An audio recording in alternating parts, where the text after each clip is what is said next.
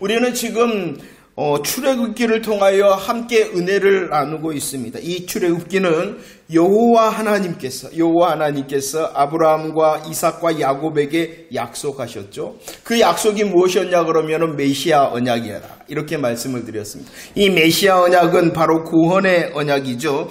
이 하나님께서 약속하신 메시아 언약, 구원의 언약을 성취하고 이루어 가시는 과정이 바로 출애굽기의 내용입니다. 여전히 누가 주인공이냐? 바로 모세가 아니라 이스라엘 백성이 아니라 약속하심을 이루시는 여호와 하나님께서 주인이시고 주인공이라는 것입니다.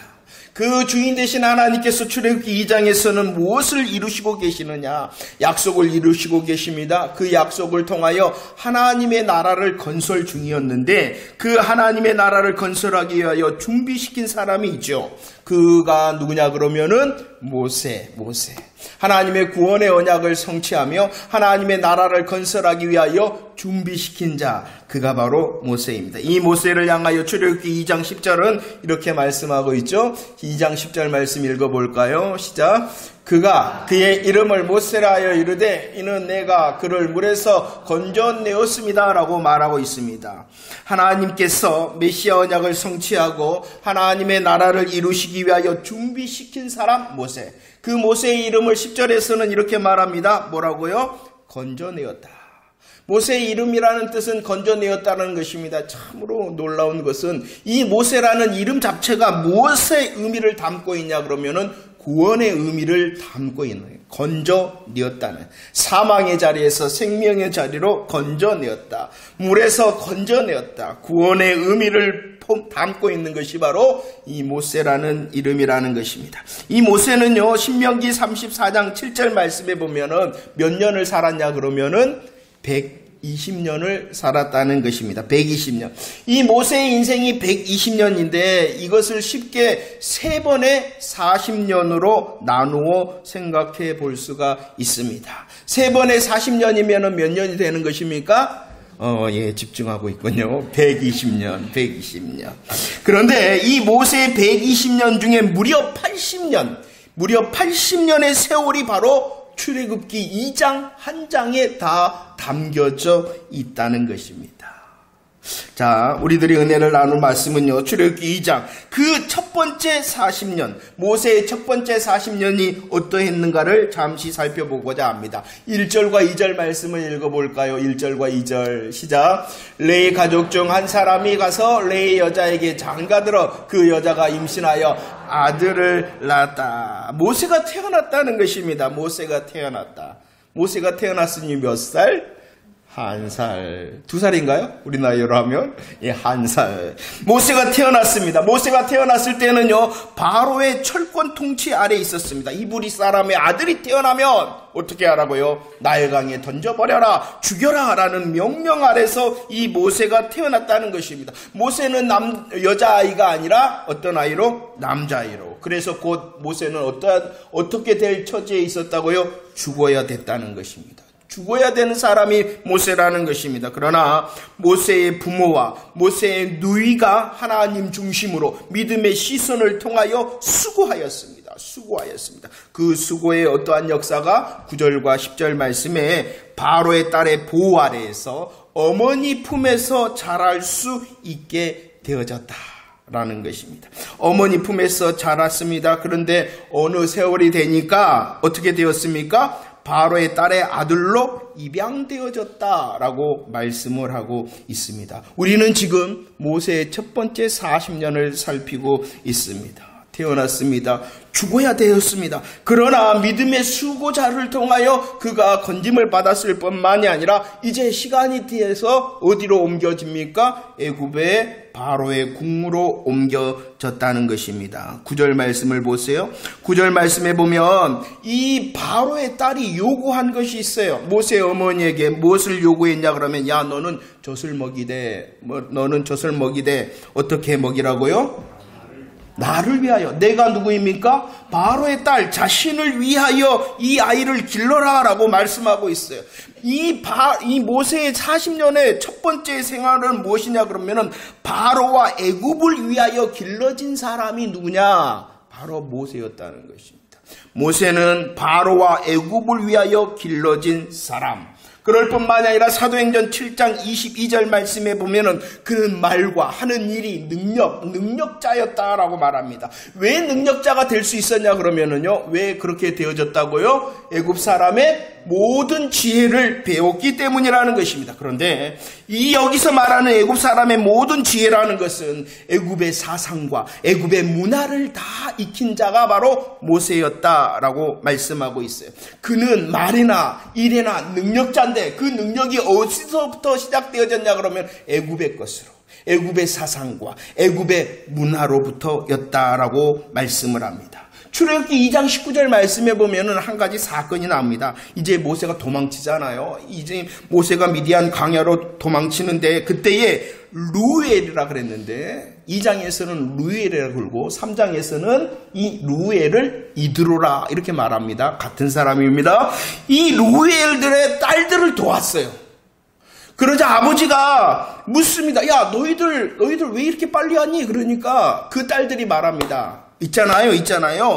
히브리 사람, 그리고 이스라엘 사람이 우리를 도와줬습니다. 라고 말한 것이 아니라 누가 도와줬다라고 말하냐 그러면은 한 애굽 사람이 도와줬다. 이 말이 무엇이냐 그러면은 이 모세는 누가 봐도 히브리 사람, 이스라엘 사람이 아니라 어떠한 사람이었다는 것이에요? 애굽 사람이었다는 것입니다. 자, 보세요. 첫 번째 모세의 40년은 무엇이었냐 그러면은 그는 누가 봐도 애굽 사람이었다는 것이에요. 누가 봐도 애굽 사람이었을 뿐만 아니라 누구를 위하여 길러졌다고요? 바로와 애굽을 위하여 길러졌다는 것입니다. 그는 말과 일에 대하여 능력자였습니다. 그 말과 일의 능력이 어디로서부터였다는 것입니까? 애굽의 사상과 애굽의 문화. 누가 봐도 애굽 사람. 그리고 그는 누가 봐도 바로와 애굽을 위하여 길러진 사람. 그리고 그의 이 지식에는 무엇으로 가득 찼다고요? 애굽의 것으로 가득 찼다라고 말합니다. 이것이 바로 모세의 40년이었다는 것이에요. 그런데 이제 두 번째 40년이 시작되어지고 있습니다. 11절 말씀 읽어봅시다. 출애굽기 2장 11절 말씀입니다. 시작. 모세가 장성한 후에 한 번은 자기 형제들에게 나가서 그들이 고되게 노동하는 것을 보더니 어떤 애굽 사람이 한 히브리 사람 곧 자기 형제를 치는 것을 보았다라고 말합니다. 11절 모세가 뭐하였다? 모세가 뭐하였다? 아니 맨 처음에 모세가 장성하였다. 그 모세가 장성하였다 이렇게 말씀을 하고 있는 말씀을 사도행전 7장 23절에서는 그의 나이를 말씀합니다. 그의 나이가 몇 살이었다? 40이 되어졌다. 장성하였다. 40이 되어졌다. 그동안 40년에는 애굽 사람으로서 바로의 궁에서 애굽을 위하여 그리고 애굽의 것으로 가득 찬 40년이었다. 40살이 되었습니다. 40세가 되어졌습니다. 그런데 이 모세가 시선을 가지고 있음을 11절에서는 말씀합니다. 자기는 누가 봐도 어떠한 사람이요? 애굽 사람이에요. 그런데 애굽 사람과 히브리 사람이 있습니다. 애굽 사람이 히브리 사람을 칩니다.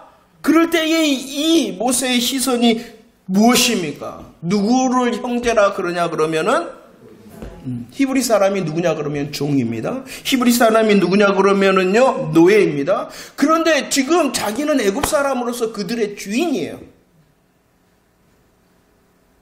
어떤 애굽 사람이 자신의 형제가 아니라 누구를 종과 노예인 히브리 사람을 뭐라고요? 자기 형제라라고 말합니다. 성경은요 이것을 굉장히 강조하고 있죠. 11절 말씀에서 자기 형제에게 나아갔다라고 말씀합니다. 그리고 애굽 사람이 자기 형제를 친다라고 말하고 있어요. 사도행전 7장에서도 계속해서 말합니다. 형제라, 형제 이스라엘이라 이렇게 말씀을 하고 있습니다. 모세가 누구라고요?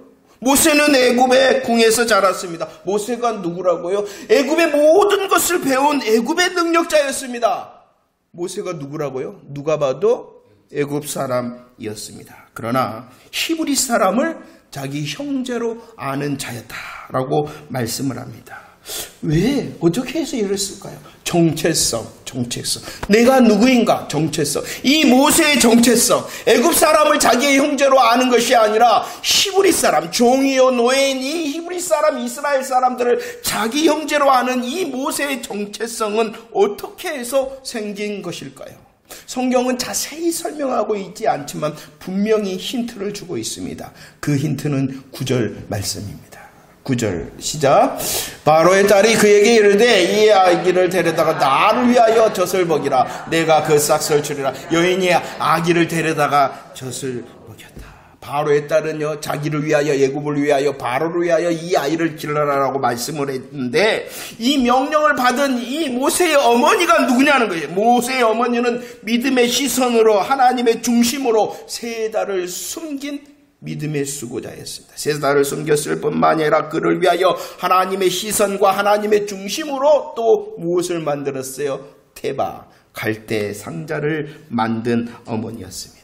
젖을 먹였다. 그러면은 이 믿음의 시선과 하나님의 중심이 사라졌을까요? 아니라는 것이요. 숨길 때도 하나님의 시선으로, 하나님 중심으로 숨겼고, 갈대 상자를 만들었을 때도 하나님의 시선과 하나님의 중심으로 갈대 상자 테바를 만들었고, 여전히 세상은 이 아이를 세상을 위하여 기르라 하였으나 이 모세의 어머니는 하나님의 시선과 하나님의 중심으로 젖을 먹이는 수고를 멈추지 않았다. 물론 그 기간은 아주 짧은 기간이었습니다. 주어진 그 짧은 기간이었지만 믿음의 양육을 통하여 이 모세의 어머니가 수고하였다는 것입니다. 이 믿음의 어머니의 수고를 통하여 이 모세는 애굽의 궁에서 자랐습니다. 애굽의 것으로 가득 배웠습니다. 그리고 누가 봐도 애굽 사람이었습니다. 그러나 믿음의 정체성이 생겼다라고 말씀하고 있습니다. 물론 이 모세의 어머니의 믿음의 수고를 통하여 이 모세가 믿음의 정체성을 가졌을 뿐만 아니라 더 크신 것이 있어요. 더 큰 이유는 무엇이냐? 하나님께서 모세에게 은혜를 베푸셨기 때문이다. 어머니는 수고하고 하나님은 뭐 하시고? 은혜를 베푸시고. 은혜가 먼저라는 것입니다. 하나님께서 모세에게 복음의 은혜와 믿음의 확신을 주니까 바로의 궁에서 생활하였으나 애굽의 것을 배웠으나 누가 봐도 애굽 사람처럼 보였으나 하나님의 그 강력한 은혜가 그에게 강력한 믿음의 정체성을 갖게 하였다는 것입니다. 하나님께서는 은혜를 베푸시고 짧은 시간이나 자기에게 주어진 믿음의 시간에 최선을 다하는 그 어머니의 수고를 통하여 이 모세가 세워졌다라고 말씀을 하고 있습니다. 믿음의 양육의 수고의 기간은 아주 짧은 기간이었어요. 그러나 하나님의 은혜의 역사가 모세로 히브리 사람 그리고 메시아 언약에 속한 믿음의 정체성을 갖게 하였다는 것입니다. 우리 전명숙 권사님께서 이런 고백을 하였어요. 설교가 어렵든지 쉽든지 자신은 전도 대상자를 데려다 놓을 것이다. 이렇게 말씀을 하시다. 왜냐 그러면은 내가 해야 될 것은 데리고 오는 거고 누가 하나님께서는 일하시길 것이기 때문에. 그렇지요. 시간이 짧건 설교가 어렵건 나는 뭐 해야 되는 것이요? 그 짧은 시간에 마땅한 수고를 하고 최선을 다할 때 더 크신 누가 일하신다는 거예요? 하나님께서 일하신다. 바로 모세의 믿음의 정체성의 답은 이것뿐인 것이에요. 그 짧은 시간이었으나 수고하고 그 짧은 시간 동안에 더 강력한 하나님의 은혜가 임하니 그 모세가 믿음의 정체성을 가질 수가 있었다는 것입니다. 그리고 이런 믿음의 정체성에 선 모세가 어떤 일을 하게 되었냐 그러면은 12절 말씀입니다. 12절 말씀 읽어볼까요? 시작. 좌우를 살펴 사람이 없음을 보고 그 애굽 사람을 쳐 죽여 모래 속에 감추었다. 자기 형제였죠. 누가 자기 형제였어요? 히브리 사람. 이스라엘 사람 히브리 사람이 자기 형제였습니다. 그 형제를 치는 애굽 사람을 어떻게 해버립니까? 쳐서 죽여버립니다. 참 능력자인 것 같아요. 지식의 능력자일 뿐만이 아니라 힘에도 능력자인 것 같습니다. 잘한 일일까요? 못한 일일까요? 사람을 쳐 죽여버렸네. 24절에서는 이렇게 설명하고 있어요. 이 일은 형제 히브리 사람, 이스라엘 사람을 위하여 애굽 사람을 쳐 죽인 일은 어떠한 일이다? 형제를 보호한 일이고 그 형제의 원수를 갚아준 것이다. 잘했다는 거예요? 못했다는 거예요? 잘했다는 거예요. 잘했다는 거예요. 믿음의 정체성에 서니까 자기의 모든 것을 걸고 형제를 위하여 희생하였다라고 말씀하고 있습니다. 그래서 이 모습을 히브리서 11장에서는 더 잘 설명하고 있어요. 복음의 은혜를 받았잖아요. 믿음의 확신이 생겼잖아요. 강력한 믿음의 정체성을 가지고 있잖아요. 이 믿음의 정체성 안에서 자기 형제를 위하여 그는 최선을 다하여 힘을 내었다는 것입니다. 그리고 이렇게 애굽 사람을 쳐 죽임에 대하여 히브리서에는 거절한 것이다. 거절한 것이다. 믿음의 정체성에 선 이 모세가 한 일은 무엇이냐? 거절한 것이다. 무엇을 거절했습니까? 24절 말씀 고백합시다. 24절 시작. 믿음으로 모세는 장성하여 바로의 공주의 아들이라 칭함을 거절하였다. 거절하였다. 무엇을 거절하였다고요? 바로의 공주의 아들이라는 것을 거절하였다는 것이. 바로의 공주의 아들이라는 것이 무엇입니까? 온 세상을 다스리고 있는 그 애굽의 왕자예요. 큰 특권과 명예와 권세. 그러나 거절하였다는 것이. 무엇 때문에? 내가 누구인지 아니까. 내가 누구인지 아니까. 하나님께 주신 그 복음의 은혜와 믿음의 확신을 가진 자기 정체성, 믿음의 정체성이 분명하니까 거절했어요. 아무리 큰 특권과 명예와 권세라 할지라도 거절하였다. 25절입니다. 또 무엇을 거절하였습니까? 시작. 도리어 하나님의 백성과 함께 고난받기를 잠시 죄악의 낙을 누리는 것보다 더 좋아했다. 죄악의 낙을 누리는 것을 뭐하였다? 거절. 즐거운 것. 즐거운 것이 좋은 거예요? 안 좋은 거예요? 좋은 거죠. 즐거운 락, 좋은 락 아닙니까? 아이, 참말로. 별로 안 즐겁습니까? 즐거운 것은 좋은 것입니다. 그러나 육신과 세상의 즐거움은 대부분 무엇과 상관되어져 있냐 그러면은 죄악과 상관되어진 거 아십니까? 모든 것이 다 죄는 아니에요. 그러나 육신과 세상의 즐거움은 대부분 죄악과 상관되어져 있어요. 그래서 성경은 표현하죠. 그 낙을 어떠한 낙이라고요? 죄악의 낙이다. 그런데 그 죄악의 낙을 또 다시 설명하고 있습니다. 어떠한 낙이라고요? 잠깐인 것이다. 잠시 잠깐의 즐거움이 아니라 잠시 잠깐의 즐거움을 거절하고 모세가 선택한 것은 무엇입니까? 하나님의 백성과 함께 고난받는 것. 고난이 좋아요? 즐거운 게 좋아요? 그러나 무엇 때문에? 내가 누구인지 아니까 그것 거절했다. 또 거절한 것이 있네요. 26절 말씀. 또 무엇을 거절했나요? 시작. 그리스도를 위하여 받는 수모를 애굽의 모든 보화와 더 큰 재물로 여겼으니 이는 상 주심을 바라봄이라. 무엇을 거절하였습니까? 애굽의 모든 보화, 애굽의 모든 재물을 거절하였어요. 보화와 재물 얼마나 좋은 것입니까? 얼마나 든든한 것입니까? 얼마나 귀한 것입니까? 그래요, 안 그래요? 나는 그런데 보화와 재물 얼마나 좋은 것, 귀한 것, 든든한 겁니까? 그러나 그것이 애굽의 것이기 때문에 참 성경은 놀라운 것 같아요. 그리스도를 위하여 수모, 고난받는 것을 선택했다. 왜 그랬다고요? 왜 그런 선택을 해요? 자기가 누구인지 아니까. 여러분들은 누구인지 아십니까? 26절 말씀 다시 한번 읽어볼까요? 11장, 히브리서 11장 26절 시작. 그리스도를 위하여 받는 수모를 애굽의 모든 보화보다 더 큰 재물로 여겼으니 이는 상 주심을 바라. 세상이 바라볼 때는 애굽의 왕궁에서 그리고 애굽의 것으로 그리고 애굽을 위하여 산 사람처럼 보였으나 하나님의 은혜가 임하니까 하나님의 은혜가 자기가 누구인 줄 압니다. 자기가 누구인 줄 아니까 거절할 것을 거절하고 선택한 것을 선택. 자기가 누구인 줄 알 뿐만 아니라 자기가 사모해야 될 것을 알았다. 이 모세의 소망이 무엇이다고요? 상이었다. 하나님께서 주시는 영원한 하나님께서 주시는 하나님의 상을 바라보는 소망자가 되어졌다라고 말씀하고 있습니다. 이 모든 것을 성경은 그가 그리스도를 알았을까요?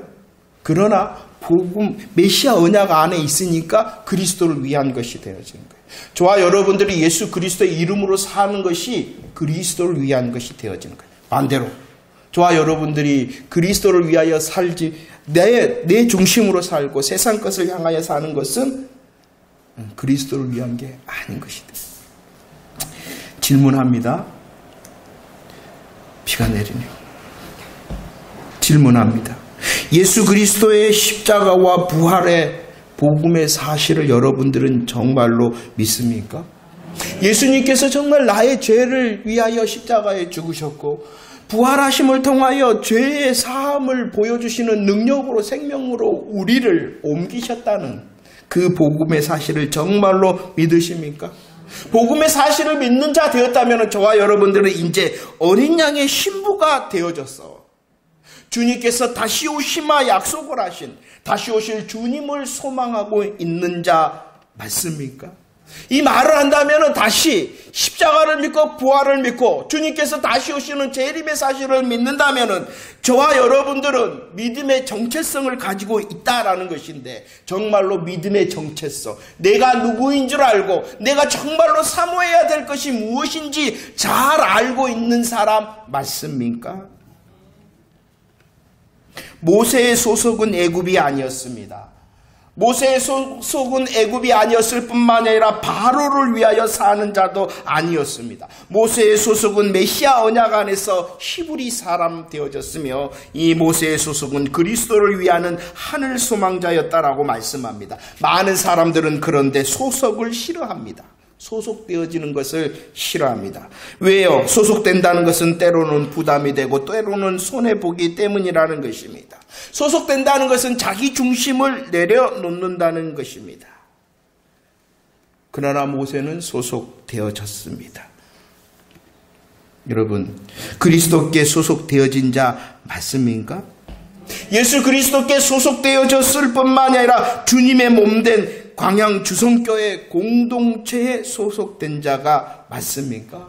주님께 소속되어지고 예수 그리스도를 머리로 한 우리 광양 주성교회 공동체 안에 소속되어졌다면 부담이 되더라도 손해가 되더라도 나 하고 싶은 것 혹시 못하더라도 소속되어지기를 축원합니다. 소속된 자 모세, 잠시 죄악의 낚시 아니라 애굽의 모든 보화와 재물이 아니라 함께 고난을 받고 하나님 나라의 상 주심을 소망하는 자였습니다. 그의 보물은 마태복음 6장 21절입니다. 읽어봅시다. 시작. 내 보물 있는 그곳에 내 마음도 있다. 내 보물이 있는 곳, 내 즐거움이 있는 곳, 그곳에 마음이 있다. 모세의 마음은 히브리 사람 자기 형제에게 있었고 모세의 마음은 상 주시는 하나님 나라에 있었습니다. 주님을 향하여 여러분들은 얼마나 마음을 두고 계십니까? 주님이 정말로 내 보물과 내 즐거움이다 라고 말할 수 있습니까? 또 주님을 향한 마음을 두고 산다면 주의 몸된 광양주성교회 공동체 성도들을 향하여 여러분들은 얼마나 마음을 두시며 지난 한 주간을 사셨습니까? 여러분들 오해하지 마시기를 바랍니다. 오해하지. 우리에게 주신 삶의 자리도 예배의 자리라. 우리에게 주신 세상의 관계도 하나님께서 주신 예배의 관계다. 잘 섬겨야 됩니다. 하지만 더 큰 우리의 예배의 자리와 우리의 관계의 자리는 우리 광양주성교회 공동체라는 것도 잊지 마십시오. 여러분들이 세상에서 주신 삶의 자리를 위하여 수고한 것만큼 여러분들 하나님께서 허락하신 세상의 관계에서 정말로 예수 믿는 사람 그 관계도 예배의 자리이기 때문에 수고하는 것처럼 우리도 함께 모여 수고하고 계십니까? 세상에서 주신 예배의 자리는 난 잘 감당하고 있는데 하나님께서 주신 공동체의 자리에서의 소속은 싫어하면서 어찌 믿음의 정체성을 잘 가진 사람이라 할 수 있겠습니까? 둘 다 주의 은혜 안에 힘쓰는 자 되어지기를 축원합니다. 소속은 나의 몸이 아니라 마음이 있는 곳에 소속되어집니다. 지금 몸은 교회에 있으나 지금 나의 마음이 혹시 다른 곳에 있다면 안 됩니다. 자, 출애굽기 2장 15절 말씀으로 넘어갑시다. 출애굽기 2장 15절 말씀. 출애굽기 2장 15절 말씀입니다. 시작. 바로가 이를 듣고 모세를 죽이고자 하여 찾는지라 모세가 바로의 낯을 피하여 미디안 땅에 머물며 하루는 우물 곁에 앉았다. 믿음의 정체성을 가지고 형제를 위하여 수고하였고 형제를 위하여 손해보았습니다. 잘한 일이었습니다. 그러나 그의 방법은 잘못되었습니다. 목적은 잘한 일이었어요. 형제를 위하여 수고하고 손해본 그 목적은 잘한 일이었어요. 그러나 방법은 잘못되었어요. 그래서 그는 15절 어떻게 할 수밖에 없었냐 그러면은 미디안 땅으로 도망칠 수밖에 없었다는 것입니다. 이 미디안 땅은요, 미디안 족속이 사는 땅입니다. 그리고 이 미디안 족속은요, 창세기 25장에 말씀해 보니까 이 그드라는 누구냐 그러면은 아브라함의 후처 그드라인데 이 아브라함의 후처 그드라가 낳은 아들 중에 누구냐 그러면은 미디안이 있었어요. 그 미디안 족속이 사는 땅이 미디안 광야였습니다. 그곳으로 도망칠 수밖에 없었어요. 그리고 모세는 그곳에서 광야에서 뭐 하는 사람이 되어졌냐 그러면은 양치는 사람이 되어졌다는 것입니다. 금방까지는 어디에 있었어요? 왕궁에 있었는데 믿음의 정체성으로 수고했어요. 자기의 것을 손해봤어요. 그런데 하나님께서 어디로 옮기십니까? 미디안 광야로. 왜냐 그러면은요, 2장 12절 말씀, 출애굽기 2장 12절 말씀에 보니까 어떻게 했냐 그러면은 이 모세가 애굽 사람을 쳐 죽일 때 어떻게 했어요? 좌우를 살폈다. 왜 좌우를 살폈을까요? 잘못된 거 알고 있다는 거예요. 잘못한 거 알고 있다는 거예요. 사람이 없었다. 사람이 있었다면 그렇게 했다는 거예요? 안 했다는 거예요? 안 했다. 올바른 목적이었죠. 믿음의 정체. 내가 누구인데. 그런데 그 목적이 아무리 올바르라 하더라도 하나님께서는 올바른 방법과 수단을 기대하신다는 것이에요. 그러나 모세는 하나님의 때를 기다리지 않고 서둘렀어요. 하나님의 때를 기다리지 않고 서둘렀을 뿐만 아니라 하나님께서 기뻐하시는 방법이 아니라 자기의 방법을 앞세웠다는 것이, 기다리지 못하고 자기의 방법을 앞세우자 하나님께서 훈련의 장소를 다시 만들으셔서 미디안 광야로 옮기셨다. 그래서 사도행전 7장 30절 말씀에 보니까 미디안 광야로 옮겨져서 연단받고 훈련받습니다. 7장 30절 뭐 있다고 그러냐 그러면은 때가 찼다. 몇 년 동안 훈련시켰다는 것이에요.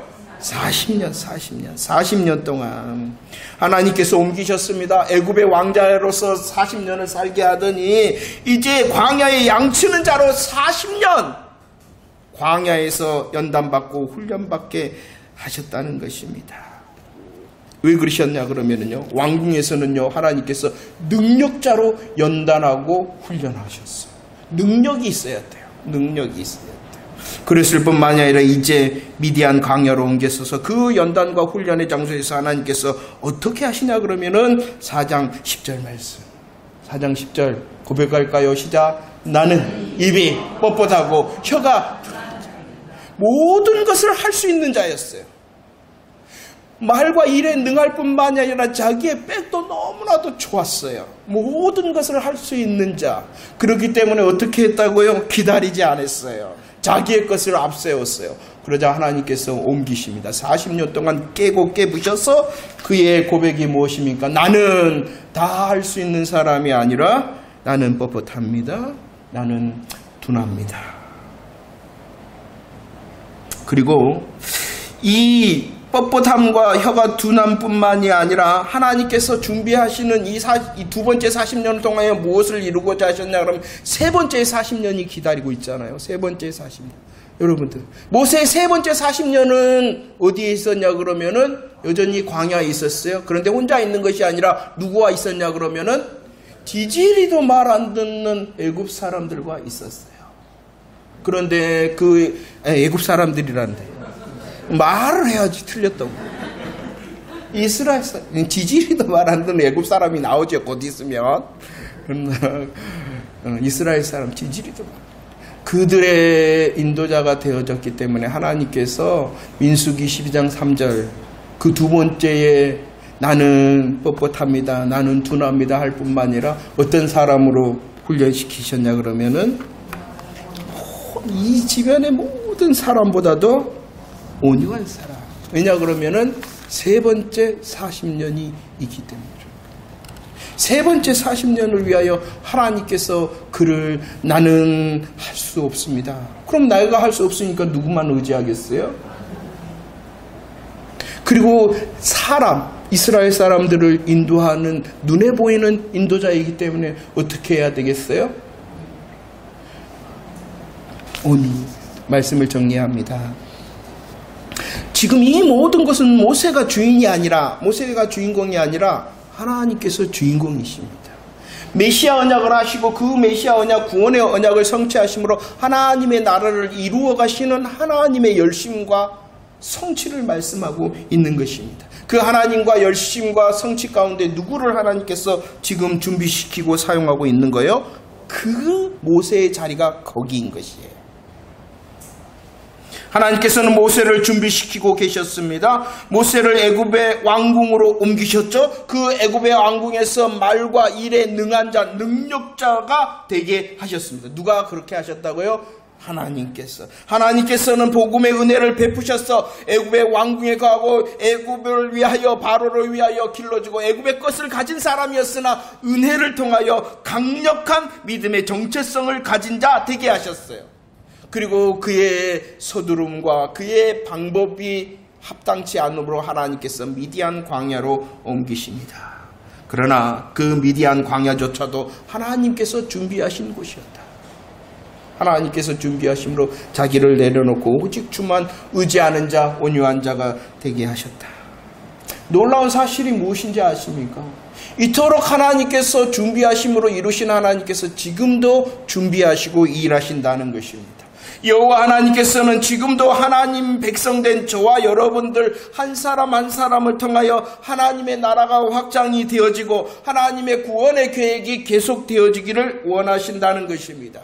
그렇다면 하나님께서 지금도 일하신다는 그 놀라우신 주인 되신 하나님 앞에 저와 여러분들이 해야 될 일은 믿음의 정체성, 예수님의 십자가 부활로 내가 누구인가를 아멘하는 자 되어져야 된다는 것입니다.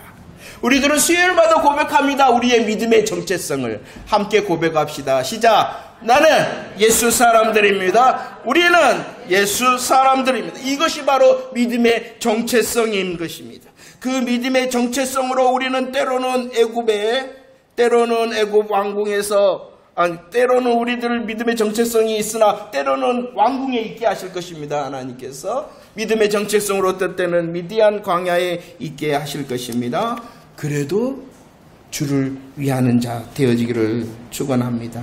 애굽 왕궁에 있다 하여 나의 모든 걸 그냥 다 내놓고 애굽이 좋사오니 아니라 미디안 광야에 있다 해서 아무것도 없는 그곳에 있다 하여 홀로 있는 것처럼 생각하는 것이 아니라 출애굽기 2장 24절 25절 말씀입니다. 24절 25절 시작. 하나님이 그들의 고통 소리를 들으시고 하나님이 아브라함과 이삭과 야곱에게 세운 그의 언약을 기억하사 하나님이 이스라엘 자손을 돌보셨고 하나님이 그들을 기억하셨다.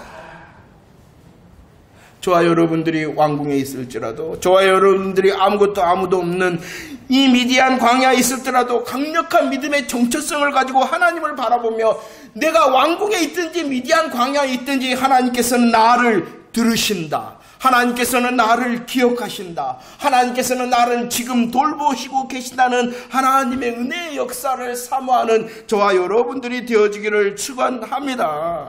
왕궁에서도 정체성을 잃지 않고 하나님께서 준비하라 하시는 능력을 준비할 수 있는 믿음의 사람, 미디안 광야에서도 정말로 홀로 있다 하여 눈물 나고 외로움 가운데 있다 하더라도 이것이 바로 나를 성장시키고 성숙시키는 하나님의 훈련의 장소라는 것을 알고 더 들으시는 하나님, 더 기억하시는 하나님, 더 돌보시는 하나님으로 큰 큰 믿음의 승리자가 되어지기를 축원합니다. 그 하나님을 바라볼 때 어디든지 있을 때 능력자가 되고 겸손자가 되고 온유자가 되어질 줄로 믿습니다. 이 마땅한 믿음의 열매를 통하여 하나님께 영광을 돌리고 복음으로 이웃을 섬길 수 있는 저와 여러분들의 새 날이 되어지기를 축원합니다. 오늘도 우리를 향하여 이루실 하나님의 역사를 기대하며 내가 바로 하나님의 도구와 통로가 되어지기를 원합니다 할 때에 하나님께서 더 멋진 은혜로 우리를 이끄시며 인도하실 것을 믿고 하나님께서 허락하시는 새날의 간증의 주인공들이 다 되어지기를 축원합니다.